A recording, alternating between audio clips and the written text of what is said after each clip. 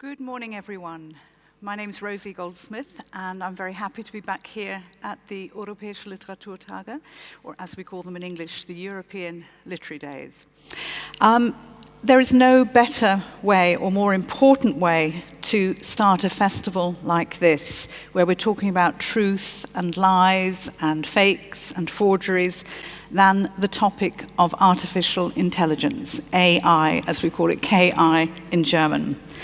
AI is already with us. It's here to stay. It's no longer something that's happening in the future. We use it every day. AI is already transforming how we connect with audiences, how we market events, how we create artworks and books, and how we run our organizations. From AI-generated exhibitions to automated marketing, all of us working in the arts and in the book trade are being asked to adapt to this new technology. AI's efficiency, innovation, and automation are exciting, but parallel to that, there are the job losses and the ethical and strategic questions and decisions that we need to make to ensure that AI aligns with our values and that our readers and audiences continue to trust us. Now, here is the time to have those difficult discussions, to remove the fear, and to ensure that instead of AI taking over and taking our jobs and making human creativity redundant, which is what most people are worried about, that we're in control and making AI work for us. Now that is my way of introducing my colleague Emma House, who will actually put all our minds at rest and excite us as well in the prospects, but also enlighten us over the dangers of AI. Emma has extensive insider knowledge about the impact of changes due to artificial intelligence in the publishing trade, in libraries, and in the media. Now, I've known Emma a long time. She's an international publishing consultant, wanted all over the world. She's worked for a quarter of a century for books and magazines. She was head of international development at the London Book Fair and deputy CEO of the Publishers Association. She's chair of the Scholarly Networks Security Initiative, think what that means, cybersecurity. Project manager of Quick Reads, which is an adult literacy initiative run by the Reading Agency. And she's strategic advisor to a number of AI startups in publishing. Few. And we've only got 40 minutes to tell you everything. So we're going to try our absolute hardest to do that. Emma, welcome. Thank you. It's great to have you here. Let's look at where we are. Where is the situation now in publishing, copyright, the legal situation for all of us? You know, how would you describe the current situation? So we're at the start of a journey, I would say, and AI at the moment is the worst it's ever going to be. And so be reassured. It's going to change. It's going to change. We're at the start of the journey. I think the emergence of the large language models in our lives came as quite a shock to most people as we suddenly were faced with this new tool, ChatGPT and Claude and many others that are out there, and wondering how did this suddenly appear? And they appeared by training their models on copyrighted materials without permission, without transparency, without compensation to those creators. And so we're in a situation of unregulation. There's no regulation over the LLMs, how they get LLMs are the large language models, how they train their models on data and on copyrighted materials. And so I think there's understandably a huge amount of nervousness, particularly amongst creators, about what the future looks like. But on the other hand, we're seeing AI for good. We are seeing how AI is being deployed in the medical industry, for example, how it's teaching us about climate change, how it's really drawing on the data sets that it's able to draw upon to give us efficiencies and solutions to many problems that have been out there. Now, we can understand why, particularly in the book trade, authors, translators, and creatives are so anxious about AI, because, as you say, the worst has in many ways already happened. Yes. It's already scraping data, harvesting the words that authors have written, and there has been no control. Now, this control actually theoretically should come under the copyright law, copyright and patents law. And of course, in the UK and across most of Europe as well, we still think of ourselves as part of Europe, I hasten to add, but it's the laws are quite outdated. They can't possibly have taken into account what's going to happen with artificial intelligence. And they can't keep up quickly enough. And often when laws are made, there can be unintended consequences. So in the UK, for example, we have a text and data mining exception where the machines are allowed to go in and crawl the data with the caveat that it cannot be used then for commercial purposes. So it's only for, so there is permission to use this data. Correct. But only for, is it research and education? Education? For research and education, so not for commercial purposes. So that's the key here. And the ambiguity is, can it be used for training? And I mean, training AI. Correct. Training those large language models. So where is the data coming from? When we hear about this general term about generative AI, generating this artificial intelligence based on our words, where is this coming from? Well, simply from the internet. And if you think about it in the terms of books, when you go in and have a conversation with ChatGPT, for example, it's like having a conversation with somebody who's read every book in the world. So it's the best possible source. The best way of putting it, yes. And it would be the same if we think about images and painting and music lyrics and other forms of creativity.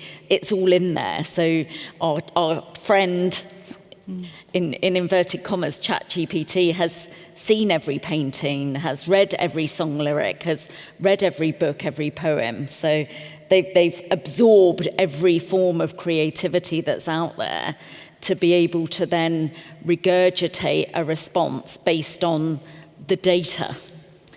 So why has it already become so dangerous and difficult to control? Because it's done the training already, I guess.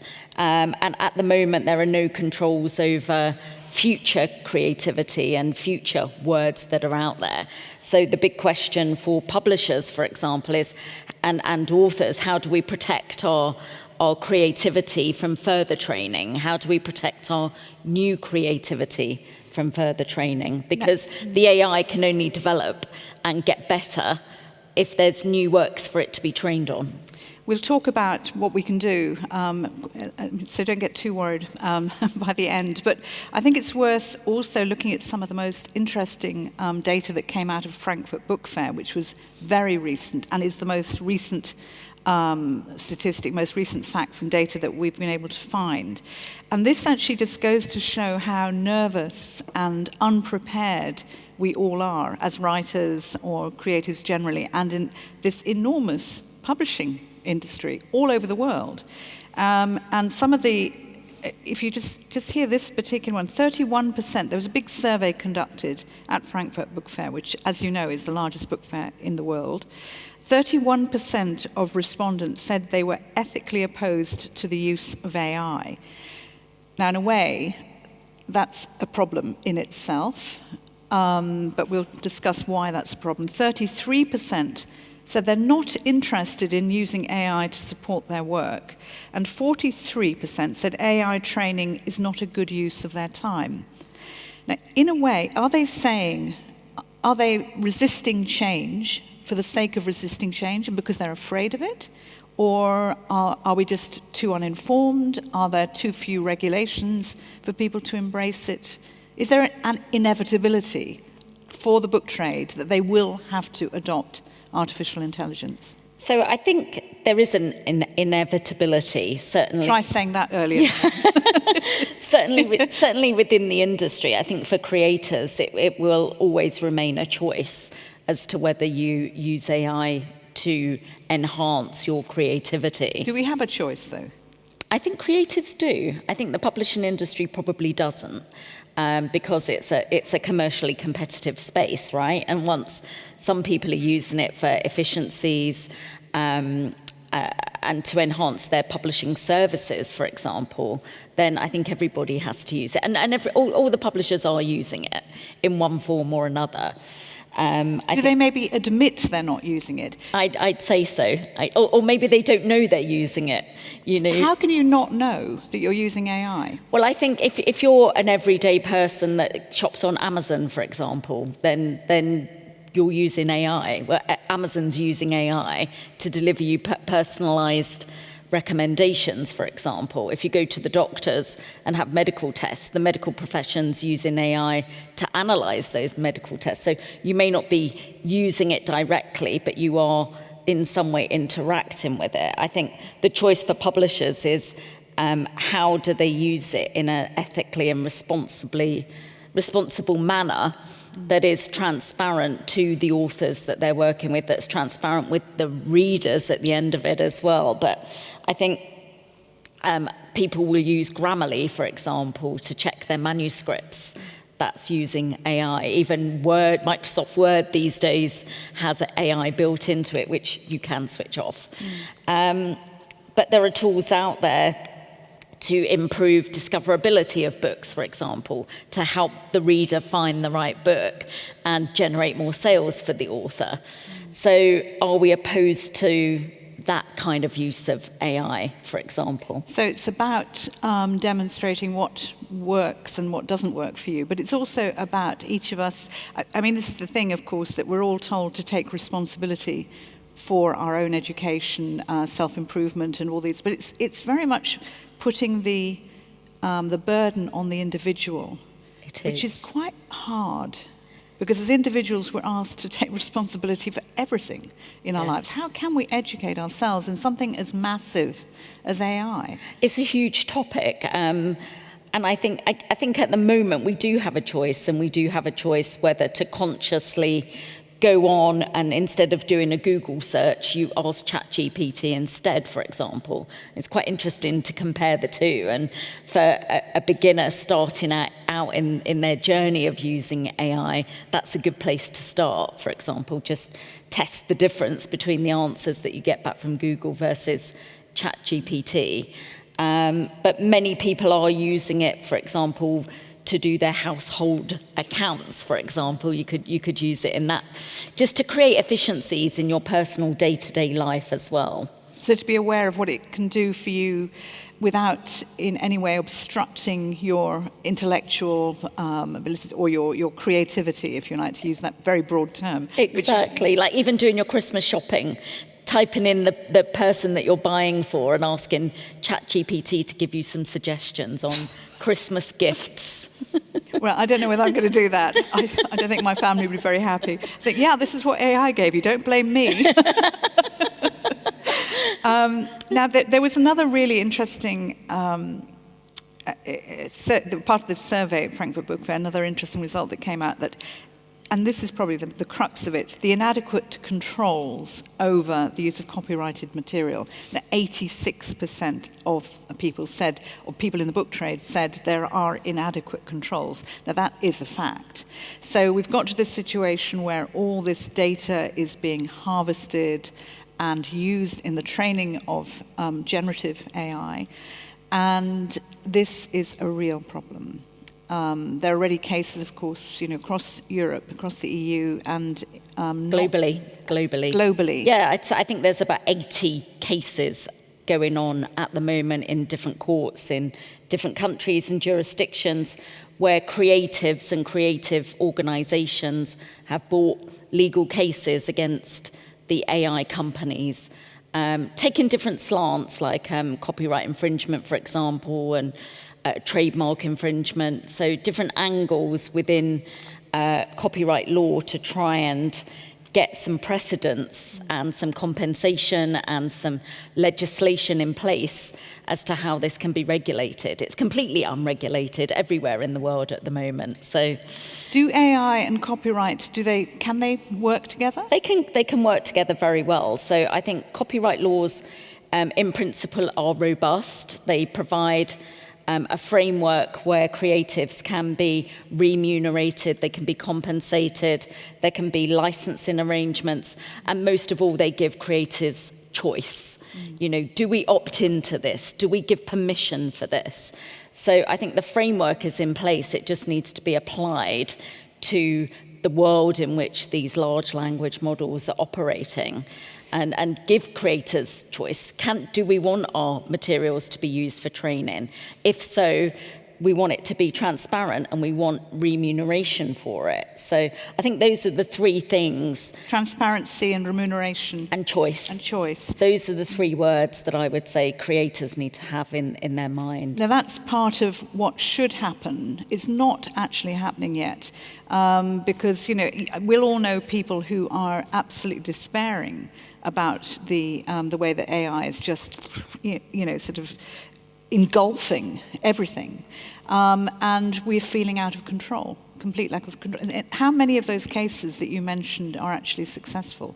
Because, you know, you say there's copyright law and it's robust, but is it robust enough to handle this? So I think it depends. There's a lot of different factors. It's a tricky space to operate.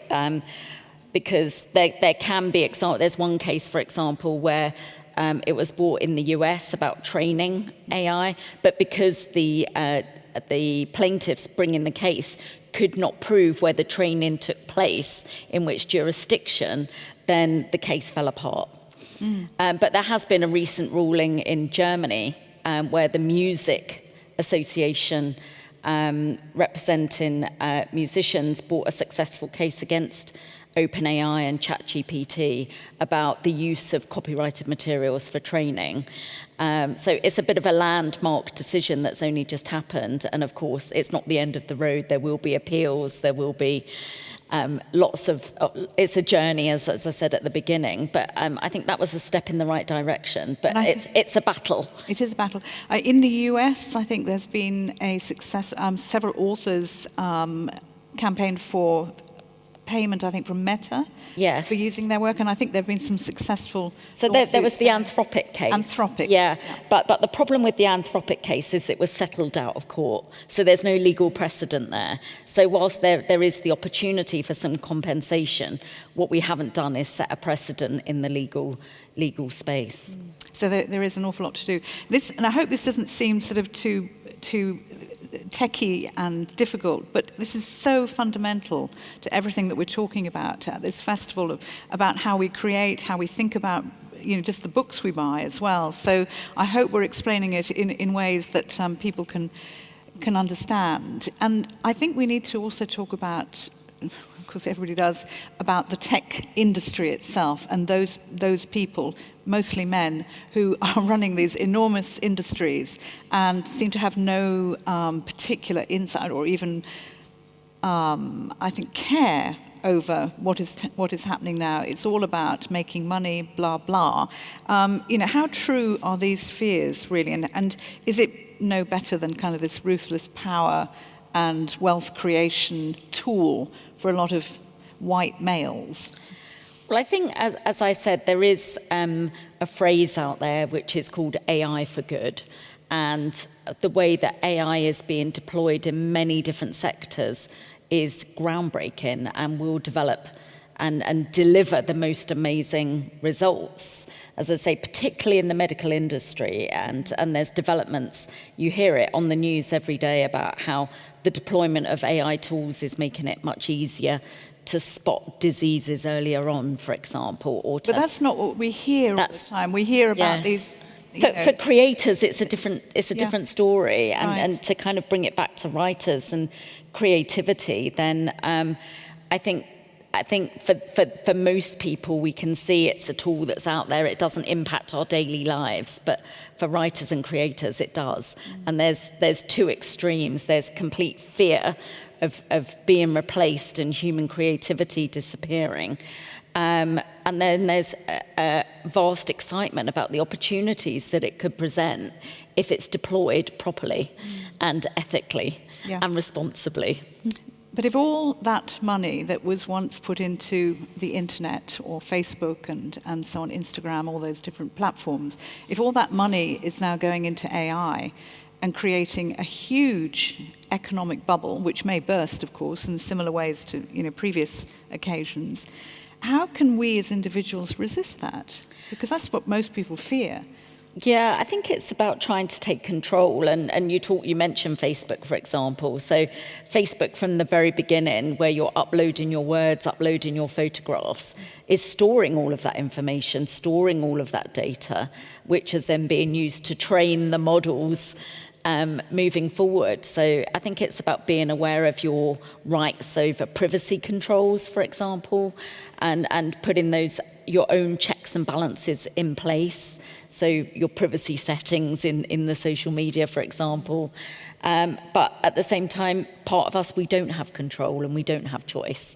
It is out there, it is happening. Do you think that writers should, and booksellers and all of us in the trade, so to speak, should actually take on this responsibility and make some kind of effort to take control, as you say? I mean, there is one initiative I know to put on the front of book covers, to put, I think, made by humans. I think that's the label that is put on a book cover. In other words, it's not a novel that's been generated by AI, which, of course, there are novels being written by AI now. Yeah, I think that's part of the transparency, isn't it? And I think we owe it to our readers as well as our writers to be transparent about whether a book that is for sale has been created by a human or by a machine. Readers should have that ability to make their own choices as to whether they want to read a book that's been written by a machine or by a human. Have you tried reading a book I have not, by a machine? Actually. I have not. But one thing that was quite interesting, I don't know if you saw, there was a painting that went on sale at the end of last year that was done by a robot. And it sold for $1 million in an auction house. But it was clearly marked that it was created by a machine, and whoever bought it knew that it was created by a machine, and they still decided to purchase it. So why shouldn't it be the same for books? There is a difference, I think, when AI is harvesting this data. The AI cannot distinguish between fiction and non-fiction, which is an interesting distinction, because then it must be more difficult for AI to write novels, you would have thought. Exactly. I mean, I think there are certain genres where AI can possibly write some novels. So if we think back to the Mills and Boon days and where it's formulaic. You mean romance novels where it's quite formulaic. Then or cozy crime. Cozy crime, maybe. Some of those do read sometimes as though they are written by a formulaic and there are some method. people that are going to want to read those, Yeah. But I think the whole conversation around creativity and AI is a step in a completely different direction. A few years ago, translators of fiction and non-fiction asked to have their names put on the front of novels and books, as you know, translated by so-and-so. That became a really big campaign. It did. Translators have achieved enormous things in the last few years. This is particularly literary fiction and poetry and so on. But now translators are engaged in a different campaign, which is to stop AI, in this case, taking over their jobs completely. Now, for translators, there is a real danger, isn't there? There really is. Can you explain what it is? And yeah, there's no doubt about it that the role of the translator will change. I think that the capabilities that AI has to translate the written word is there already, and it will improve. So whereas now it may not be perfect, it certainly will improve. But I think when it comes to the translation of literary fiction, What the AI can't do is translate the context, the emotion, the lived experience that a translator will have when reading the text. It's not simply a data exchange, which is what AI is. It's a data. It's purely based on the data. It doesn't have emotion. It doesn't have lived experience. It doesn't have authenticity, which is what translators bring to the creative process. So again, where the writer is bringing their own lived experience and authenticity to the creative process, the translators equally bring in that kind of human interaction that the machine doesn't have. So certainly, I think how publishers could be using it, and probably are using it when it comes to looking at literature in translation, is by using the AI to translate the first chapter or the first couple of chapters so that they can read it for themselves and decide whether to commission a full translation of the book, if you like. But that probably won't work, though. I mean, because with literary fiction, from hearing it from colleagues, literary translators who I know, and I'm sure you've spoken to as well, they say there's no way that AI can actually translate something in a literary fashion yet. That's right. Exactly. But I think what it can do for an editor that's looking to, maybe they've never published a book from Georgia, for example, and somebody says, well, I've read this book in the Georgian language, I think you should publish it. They can use AI to translate the first couple of chapters so they can get a feel for the book. Is it a story that they feel that they could engage with? And make that decision to then go ahead and publish the book and commission a human translation to translate the book. So it could possibly replace things like reader reports that translators often do. So where the translator will read the book and do a report for the editor can just translate the first few chapters for themselves. But bottom line is that jobs are going. Jobs are going. And the book industry, I mean, how to what extent do you think the book industry will, parts of it will collapse as a result of this? So I think it's inevitable with any technological change that the human interaction will change. It's going to happen across every industry, not just publishing, but certainly in publishing, I think it's going to be a lot harder at that entry level, and the administrative roles that often are undertaken early on will be replaced. I think that things like proofreaders may be replaced. And I think what people are going to have to do is just work out where they fit in the value chain and how do they move up the value chain? How do they adapt to, well, the machine can do this, but the human can do this? Or we still need the humans to control the machines, for example. So one of the AI companies that I've been advising does editing using AI, but it has to be driven by the human. It doesn't you don't just feed the book in and say, go edit my book, and then there's the finished product. It's still a line-by-line editing process. Which happens in translation as well. Exactly. I mean, already there are certain books which are being translated in the first draft by AI. And the translators are, of course, very upset and angry about that. But the issue is that this is a really quick first draft. The translators are then asked to come in and edit this first draft, which can take them as long as translating. If not longer. If not longer. If not longer. But the issue is they are not being paid as much because they are not being asked to do the original translation. Which is a massive issue. Is how writers, translators, in any of the creatives involved in creating books, how are they going to be paid well enough in this new era? Exactly. Who is making the money in the book trade with AI? Yeah, I think the commercial arrangements are still the same, if you like. So I think we've still got somebody who pays for a book, and that will be the challenge in the future, is making sure people are still willing to pay for published content. That's going to be a big challenge that as an industry we face with all of this free information, AI generated books out there. How do we persuade people to pay for published content? But then, publishers exist because of their authors, and I think we'll always put their authors first and make sure that their authors are remunerated properly when they are publishing their books.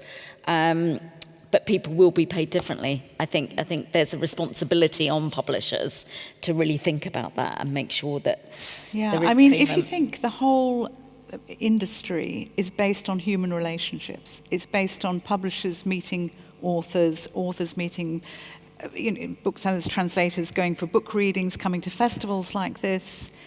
This is about human beings. How can this work? How can AI work with all of this?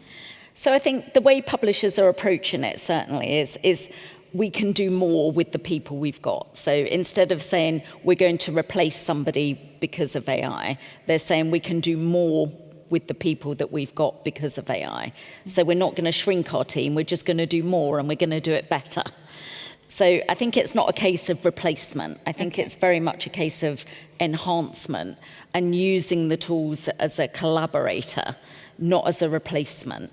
So especially, for example, using AI to generate copy for publicity, for example.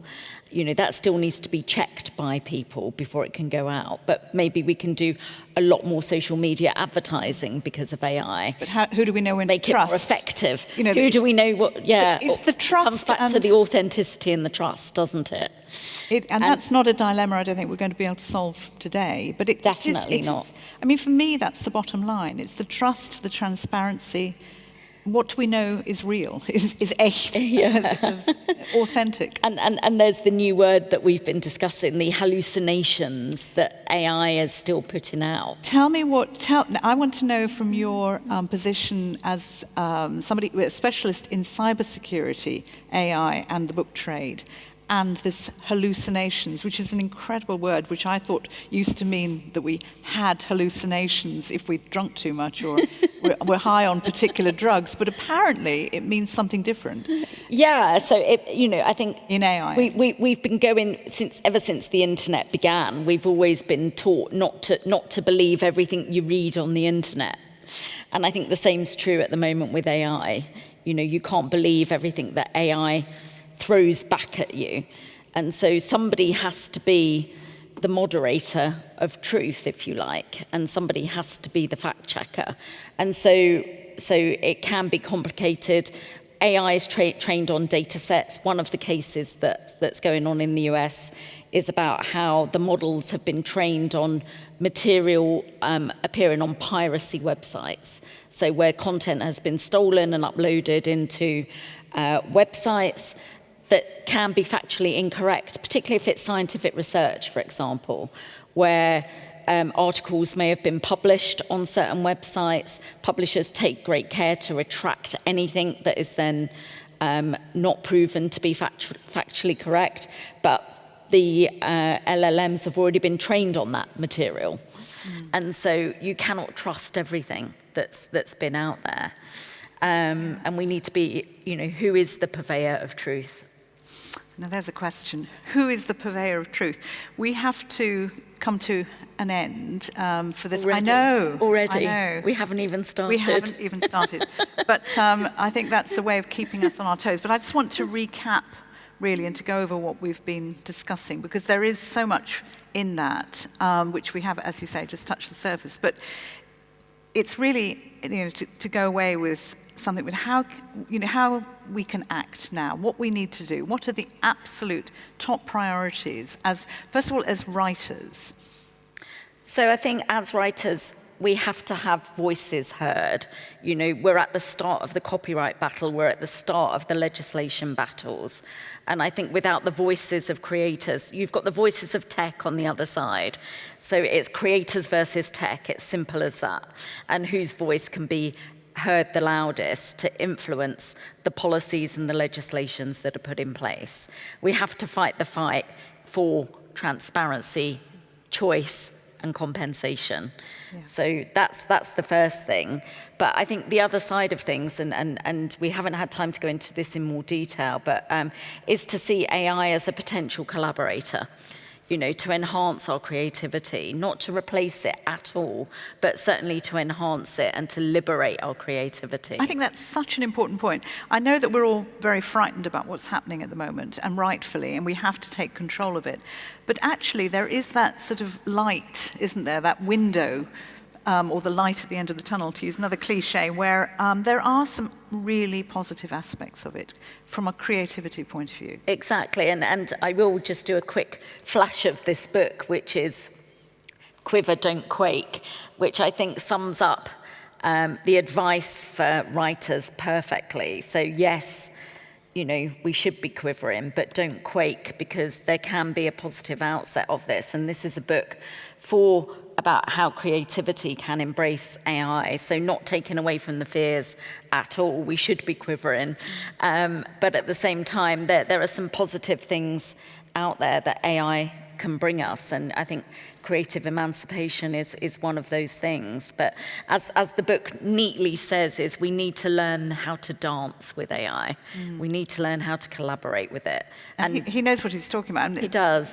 He's called Nadim Sadek. And he's a psychotherapist as well. He's actually studied this a lot. He's a psychologist and an advertising professional, and we are looking for a German publisher. Maybe that's why she brought it. But it is available in English. And I would recommend anyone in the creative space to read it and to see what the possibilities could be, like I say, without taking away from the very real anxieties that are out there. And of course, talk about copyright again, and making sure that is robust enough to withstand the slings and arrows of AI. But it is also about realizing that however much investment is going into developing artificial intelligence now at that level that we're talking about, that Silicon Valley level, that mind-blowing. It's mind-blowing. It's a lot of money. More money is going into that than anything. Billions and billions and billions of pounds and euros and dollars. But that bubble will burst, and it will then come down to all of us to control the ecosystem, as we like to call it, of AI. Emma, thank you so much. Emma House, very, very good to see you on this stage here in Austria. Thank you for having me. Thank you. Thank you. Thank you.